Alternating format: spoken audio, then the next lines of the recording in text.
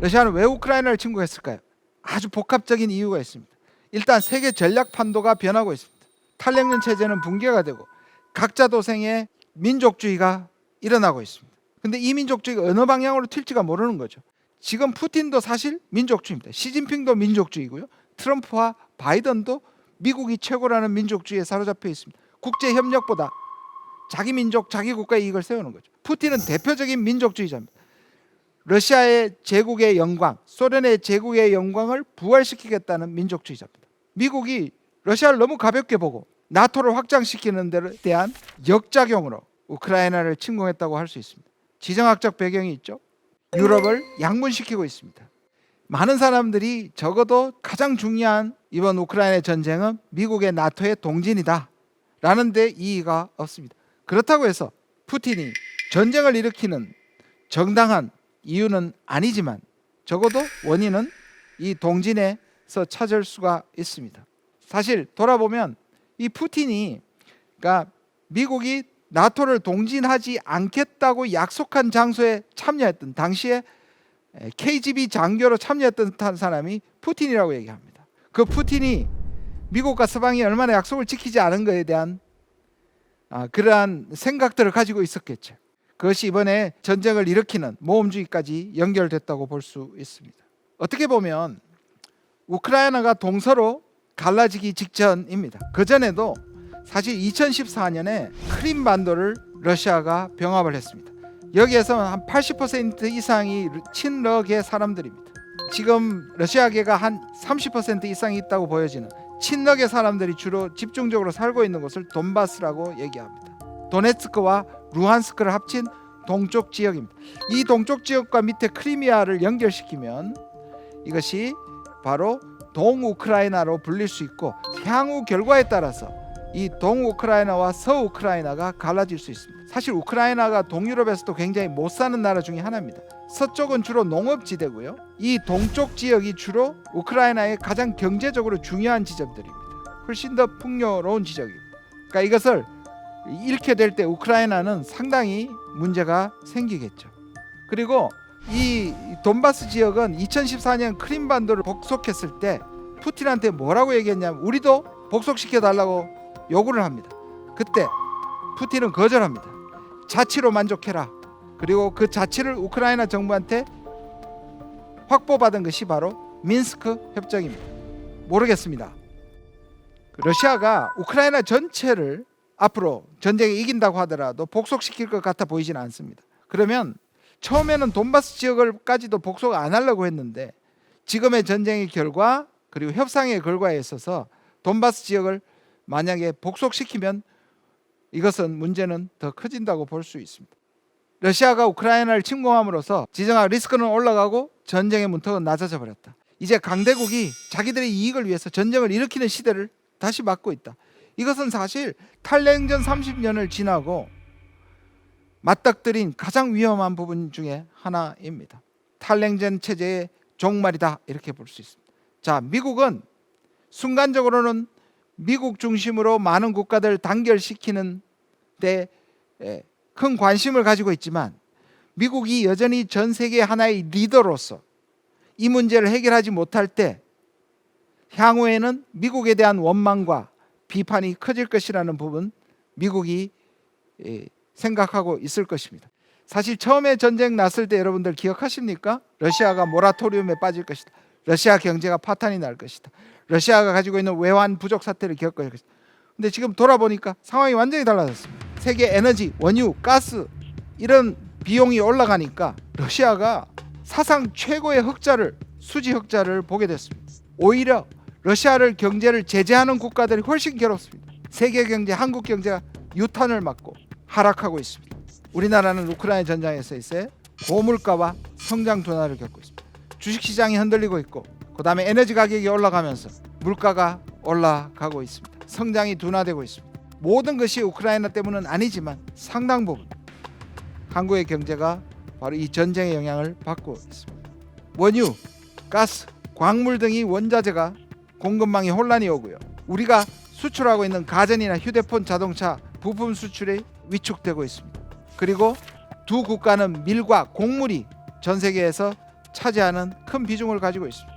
자, 이 곡물 분야는 우리는 어느 정도 우리가 가지고 있는 능력이 있는데 특히 제3세계 국가들이 이게 엄청난 지금 피해를 주고 있습니다. 스리랑카에서 이 식량 부족으로 사람들이 저항이 일어나고 있습니다. 자, 이 전쟁이 계속 갈수록 승자는 하나도 남지 않고 모두에게 피해가 가는, 특히 경제적으로도 큰 타격을 입고 있습니다.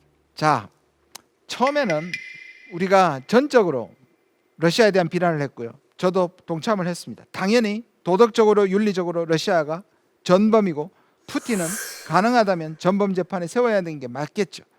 그러나 늘 그렇듯이 국제정치는 그렇게 감정이나 또는 윤리적 판단만 할 수 없는 분야입니다. 실용과 국익을 따질 수밖에 없죠. 처음에 러시아가 우크라이나를 침공했을 때 거기에 반대하는, 유엔에서 거기에서 반대하는 표결을 했을 때 전 세계 141개국이 러시아를 비판하는데 서명했습니다. 그런데 그 다음에 러시아에 대한 경제 제재에 참여한 국가는 48개로 줄어듭니다. 금융 경제 제재. 아시아에서는 한국, 일본, 싱가포르, 대만밖에 없습니다. 자, 이 숫자는 무엇을 얘기하느냐? 결국 명분과 도덕적 판단과 그리고 실제 실용적 이익은 다르다는 거예요.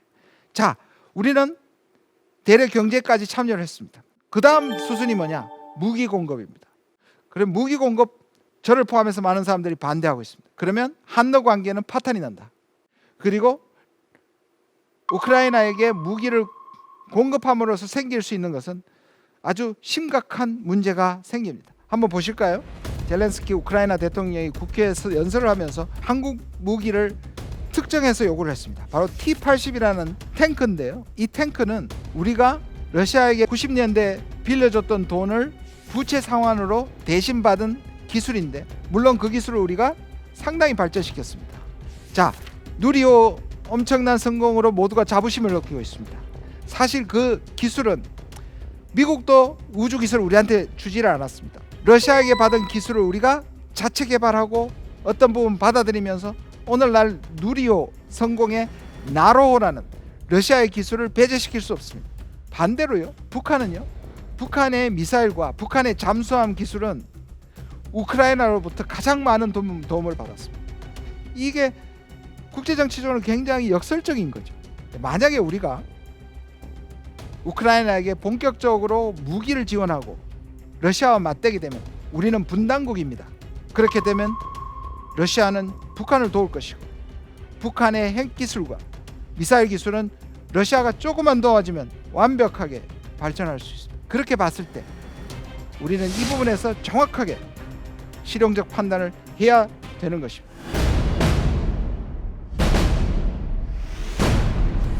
자, 갈림길에 국제 질서가 서 있습니다. 한반도에서는 북중러 한미일이 결속하고 있고 서로 대치하고 있습니다. 유럽에서는 동우크라이나와 서우크라이나가 하나의 분쟁 지역이 돼서 마치 과거의 동서독처럼 될 가능성이 매우 높습니다. 신냉전의 가능성이 조금씩 높아지고 있습니다. 그 한가운데 바로 한반도가 다시 놓이게 됩니다. 문재인 정부 5년, 2017년에 전쟁이 날 뻔했습니다. 그것을 슬기롭게 극복하고 국면을 전환시켜서 2018년에는 한반도 평화 프로세스가 꽃을 피웠습니다.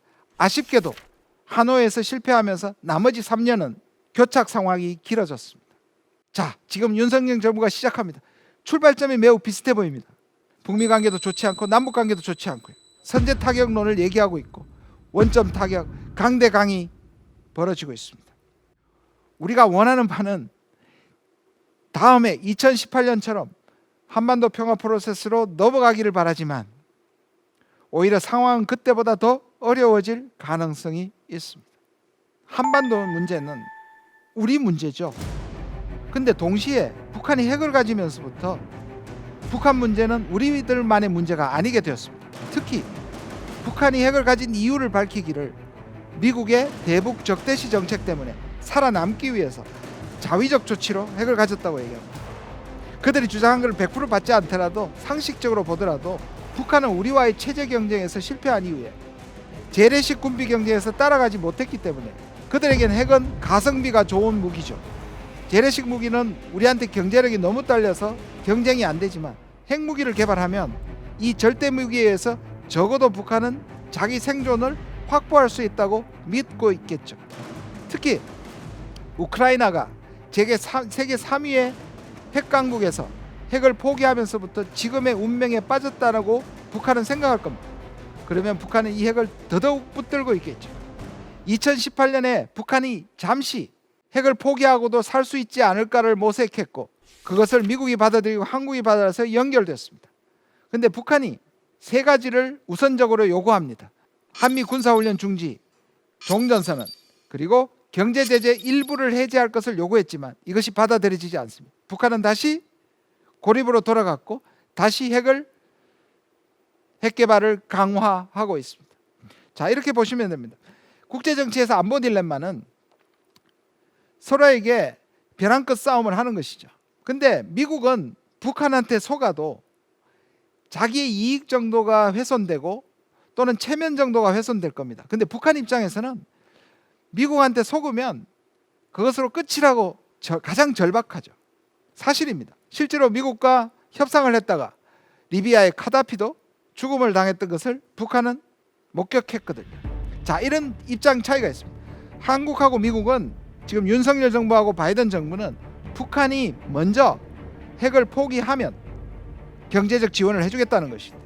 북한은 내가 당신들을 뭘 믿고 지금 포기하고 가느냐, 오히려 내가 핵을 포기해도 살 수 있다는 것을 구체적으로 보여달라. 그러면 핵 포기 또는 핵 군축 협상을 하겠다는, 완전히 방안이 다른 겁니다. 그런데 문제는 미국이나 이런 쪽에서 북한이 제대로 핵을 포기하지 않는 데서도 그것을 풀어줄 일은 없는 거죠. 이 간격이 생각보다 너무 큰 겁니다. 자, 그런데 아까 말씀드린 것처럼 미국은 여기서 북한한테 속아도 죽지는 않지만 북한은 속으면 죽는다는 거기 때문에 훨씬 더 북한이 절박한 상황에서 미국이나 한국 쪽에서 북한의 생존에 대한 어떤 보장을 전혀 제공하지 않고는 이 문제는 절대로 해결되지 않습니다. 자, 전 세계가 이렇게 변하고 탈냉전은 끝나고 각자 도생과 지정학이 부활하는 곳에서 우리의 모델은 뭐가 될 것인가? 가끔 이스라엘을 떠올립니다. 이스라엘은 대단한 나라입니다. 아랍 국가에 둘러싸여서 자기의 생존을 지킬 뿐만 아니라 미국의 무기나에 핵무기를 약 300개 정도 갖고 있습니다. 사실 미국의 이중적 기준이죠. 북한은 안 돼. 근데 인도와 파키스탄과 특히 이스라엘은 괜찮아. 북한이 이제 그 부분을 계속 지적하죠.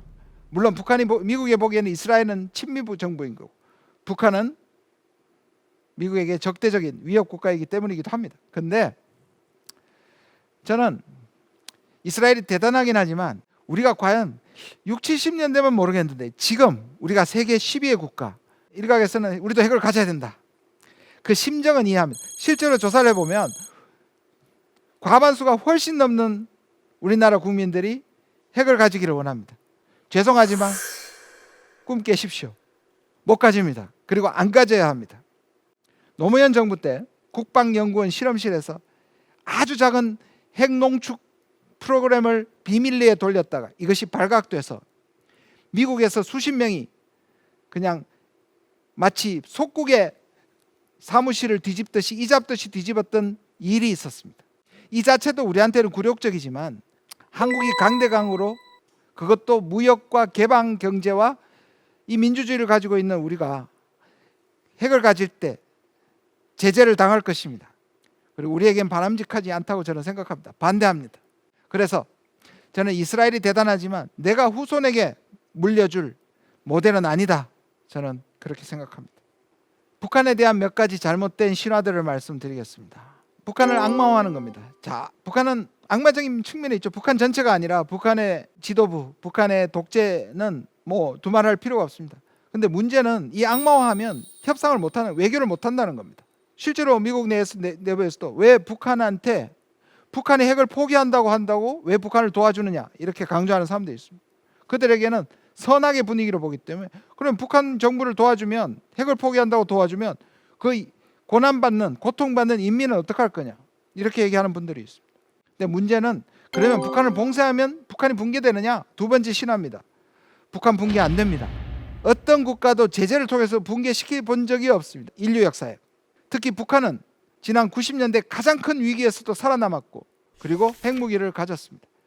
더더욱이 지금 미국과 러시아 관계가 나빠지고 미국과 중국 관계가 나빠지는 하에서 북한을 아무리 압박하고 제재를 해도 이제는 중국과 러시아가 북한을 대놓고 도울 것이기 때문에 북한 붕괴론도 꿈 깨십시오.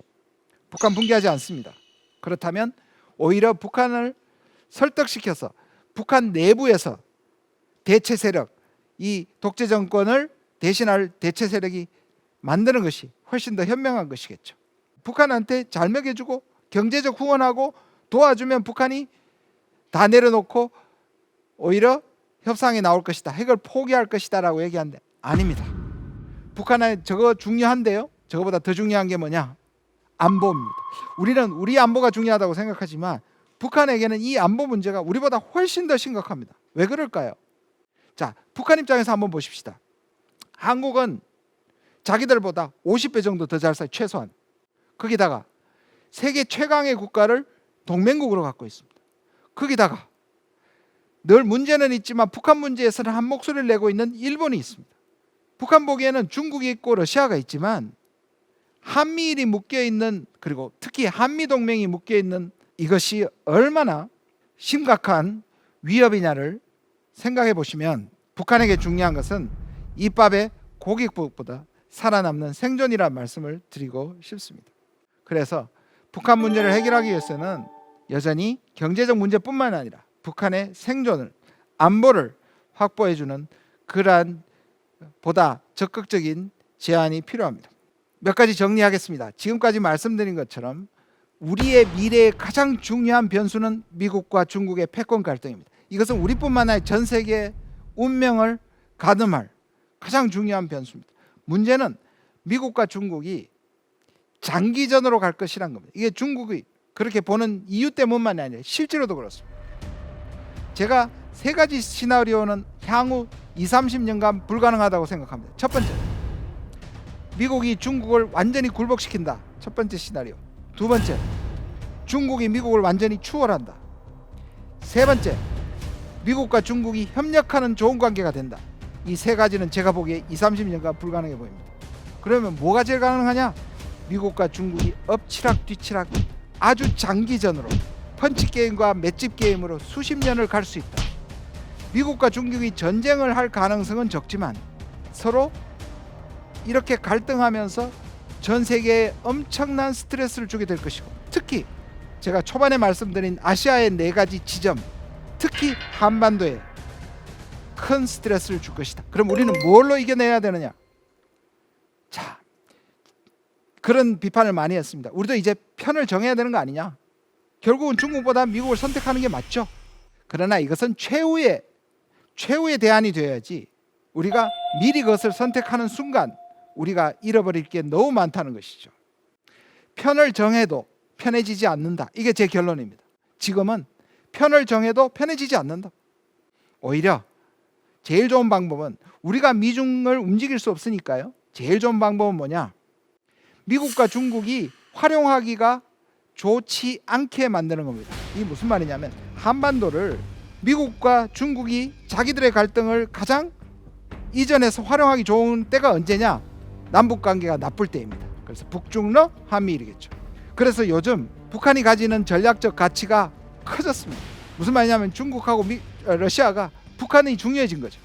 미국으로부터 압박을 받으니까. 이게 나쁜 거예요. 만약에 남북이 평화 공존을 하면 미국과 중국이 쓸모가 없어지는 거예요. 근데 남북이 나빠지면 미국과 중국이 활용하기가 좋은 거죠. 다시 말해서 우리가 진보든 보수든 한반도가 평화적으로 관리되어야만 미중 패권 갈등의 피해를 가장 적게 입는다. 이것이 우리의 미래의 방안이 되어야 되겠습니다. 한국은 그동안 엄청 성장했고 전 세계가 부러워하는 국가가 되었습니다. 근데 우리가 한반도라는 말을 쓰죠. 근데 이 말은 사실 좋은 말이 아닙니다. 여기에는 일본이 자기들은 온도고 우리는 반도다, 자기들은 온전한 섬이고 우리는 반쪽짜리 섬이다 라고 비하적인 표현에서 출발되었습니다. 저는 이미 한반도라는 말을 쓰기 때문에 저도 씁니다만, 우리 심정적으로는 반도가 아니라, 사실 영어의 페닌슐라는 길쭉한 땅을 얘기하지 half, 반이라는 뜻이 저대로 들어있지 않습니다. 근데 오히려 이게 운명적인 말처럼 북쪽이 갇혀서 우리가 오도 가도 못하는데요, 실제로는 우리는 로마처럼, 과거의 로마처럼 해륙국가다. 해륙국가란 말은 일부에서 이미 학자들이 쓰고 있는데요, 우리는 육지로도 뻗어나고 해상으로 뻗어날 수 있는 그런 국가가 되어야 된다. 반도국가보다 해륙국가라는 말이 훨씬 좋습니다. 고구려가 해륙국가였습니다. 우리는 고구려가 대륙을 휩쓰는 대륙강국으로 알고 있지만 실제로 당시에 이 동아시아에서 최고의 해상국가였습니다. 우리도 바로 이러한 해륙국가로 진출해야 합니다. 전 세계가 우리가 가지고 있는 군사력과 경제력뿐만 아니라 우리의 한류를 비롯한 소프트 파워를 좋아합니다. 제가 세계 한 50여 개국을 돌아다녔습니다. 그리고 많은 전문가들과 회의를 하면서 가장 인상 깊게 들었던 말이 이거였습니다. 미국이나 중국이나 일본이 도와주면 뭔가 위협적인데 한국이 도우면 위협적이 않아서 좋다. 잘못 들으면 한국을 호구로 보는 건데 저는 그렇게 생각하지 않습니다. 그만큼 한국을 좋아합니다. 특히 아시아, 아프리카, 남미 국가들은 한국은 자기들과 같은 처지에서 선진국으로 갔을 뿐만 아니라 오히려 자기들에게는 위협적이지 않은 국가로 다가온다. 저는 이게 우리의 외교의 힘이 되어야 된다고 생각합니다. 그래서 진영을 선택하는 게 아니라 이런 국가들과 연대해서 미국과 중국의 갈등을 완화하고 우리가 세계의 그러한 평화에 기여하는 국가가 되어야 된다고 생각합니다. 정치의 꽃은 복지이고 외교의 꽃은 평화다. 인간은 정치적 동물이라는 말을 아리스토텔레스가 얘기를 했습니다. 이 말은 인간 사회에서 정치를 빼면 약육강식의 질서가 너무도 당연한 짐승의 세계가 되지만 정치가 들어가면 바로 인간의 세상, 그 인간의 세상은 약자를 보호하는 그러한 세계가 된다는 말입니다. 약자를 보호하는 가장 구체적인 정책은 복지를 통해서 실현될 수 있습니다. 그리고 오늘의 주제였던 외교의 꽃은 평화입니다. 만인에 대한 만인의 투쟁이라는 홉스의 말은 지금 현실이 되고 있습니다. 세계의 공동 번영보다는 각자 도생의 자국 이기주의와 군비 경쟁이 만연하고 있습니다. 전쟁이 숙명이고 끊임없는 생존에 대한 위협과 공포를 운명으로 받아들인다면 외교는 아마 필요 없을 겁니다. 그러나 외교는 안보를 확보하는 가장 값싼 방법이며 평화는 안보가 지향해야 할 궁극적인 목표입니다. 이 땅에서 지속 가능한 평화를 위한 외교를 달성하는 것 역시 시대 정신입니다. 지금까지 대한민국 최고의 강연 최강 1교시 김준영이었습니다. 고맙습니다.